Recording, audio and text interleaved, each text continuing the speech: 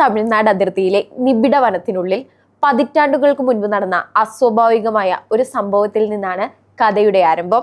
ഒരു വിദേശ വനിതയും അവരുടെ ഗോത്ര സഹായികളും ചേർന്ന് 2 മൃതദേഹങ്ങൾ സംസ്കരിക്കാൻ കാടിന്റെ ആഴങ്ങളിലേക്ക് എത്തുന്നു. അസൂയ മൂലം കൊല്ലപ്പെട്ട ഒരു യുവതിയുടെയും ഈ വനിതയുടെ ഇളയ ഭർത്താവിൻ്റെതുമായിരുന്നു ആ ശരീരങ്ങൾ. എന്നാൽ സംസ്കാരത്തിന് തൊട്ടു മുൻപ് ആ പുരുഷന്റെ ശരീരം അവിശ്വസനീയമായ രീതിയിൽ അവിടെ നിന്ന് അപ്രത്യക്ഷമാകുന്നു. വനത്തിനുള്ളിൽ ഒളിഞ്ഞിരിക്കുന്ന ഭൗതിക നിയമങ്ങൾക്ക് നിരക്കാത്ത ഏതോ ശക്തിയുടെ ആദ്യ സൂചന അവിടെ തുടങ്ങുന്നു. ഇത് കേവലം ഒരു മരണമല്ലെന്നും ഈ കാടിന് പറയാൻ ഭയാനകമായ മറ്റൊരു മുഖമുണ്ടെന്നും ആ മുഖം വ്യക്തമാക്കുന്നു.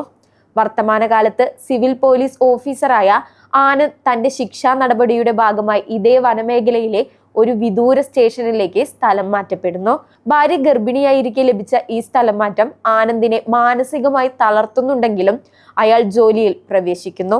എന്നാൽ അവിടെ എത്തിയ നിമിഷം മുതൽ യുക്തിക്ക് നിരക്കാത്ത കാര്യങ്ങളാണ് അരങ്ങേറുന്നത്. ഇതിനിടെ വനത്തിനടുത്ത് പരിക്കേറ്റ നിലയിൽ പീറ്റർ എന്ന പോലീസ് ഉദ്യോഗസ്ഥനെ കണ്ടെത്തുന്നു. സംഭവങ്ങൾ കൂടുതൽ സങ്കീർണമാകുന്നത് മറ്റൊരു ഉദ്യോഗസ്ഥനായ റെജി വനത്തിനുള്ളിൽ ഒരു അജ്ഞാത മൃതദേഹം കാണുന്നതോടെയാണ്. കഥയിലെ ഏറ്റവും വലിയ വഴിത്തിരിവുണ്ടാകുന്നത് പോലീസുകാരുടെ വയർലെസ് സെറ്റിലൂടെ എത്തുന്ന ഒരു നിഗൂഢ സന്ദേശത്തിലൂടെയാണ്. സ്റ്റീഫൻ എന്ന് സ്വയം പരിചയപ്പെടുത്തുന്ന ഒരു ഉദ്യോഗസ്ഥൻ വനത്തിനുള്ളിലെ വിചിത്രമായ ഒരു ക്ഷേത്രത്തിന് സമീപം താൻ കുടുങ്ങിക്കിടക്കുകയാണെന്നും സഹായത്തിനായി അഭ്യർത്ഥിക്കുകയും ചെയ്യുന്നു. കാക്കദേവത എന്ന ഭയാനകമായ പ്രാദേശിക പുരാണവുമായി ബന്ധപ്പെട്ട ഈ ക്ഷേത്രത്തിലേക്ക് ആനന്ദും സംഘവും അന്വേഷണം വ്യാപിപ്പിക്കുന്നതോടെ സമയം, ഓർമ്മ, യാഥാർത്ഥ്യം എന്നിവ തമ്മിലുള്ള അതിർവരമ്പുകൾ മായുന്നു. വനത്തിനുള്ളിലെ ഓരോ ചുവടും അവരെ എത്തിക്കുന്നത് കാലത്തിന്റെ ഒരിക്കലും അവസാനിക്കാത്ത ഒരു വലക്കെണിയിലേക്കാണ്. മനുഷ്യൻ കാലത്തിന് മുകളിലാണോ അതോ കാലം മനുഷ്യനെ കളിപ്പിക്കുകയാണോ എന്ന വലിയ ചോദ്യം അവശേഷിപ്പിച്ചുകൊണ്ട് സയൻസ് ഫിക്ഷനും നാടൻ പുരാണങ്ങളും ചേർത്തുവെച്ച മികച്ചൊരു പരീക്ഷണമായി സംഭവം അധ്യായം 1 മാറുന്നു.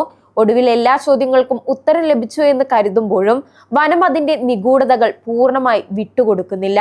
രക്ഷപ്പെടാനുള്ള ഓരോ ശ്രമവും അവരെ വീണ്ടും വനത്തിന്റെ കേന്ദ്രത്തിലേക്ക് തന്നെ എത്തിക്കുന്നു. മനുഷ്യന്റെ യുക്തിക്കും ശാസ്ത്രത്തിനും അപ്പുറം നിൽക്കുന്ന പ്രകൃതിയുടെയും കാലത്തിന്റെയും ശക്തിക്ക് മുന്നിൽ ആനന്ദും സഹപ്രവർത്തകരും വെറും കരുക്കൾ മാത്രമാണെന്ന് തെളിയിച്ചുകൊണ്ട് ചിത്രം അവസാനിക്കുന്നു. വ്യത്യസ്തമായ മലയാളം സിനിമ കാണാൻ ആഗ്രഹിക്കുന്നവർക്ക് ഏറ്റവും മികച്ച അനുഭവമായിരിക്കും ഈ ചിത്രം.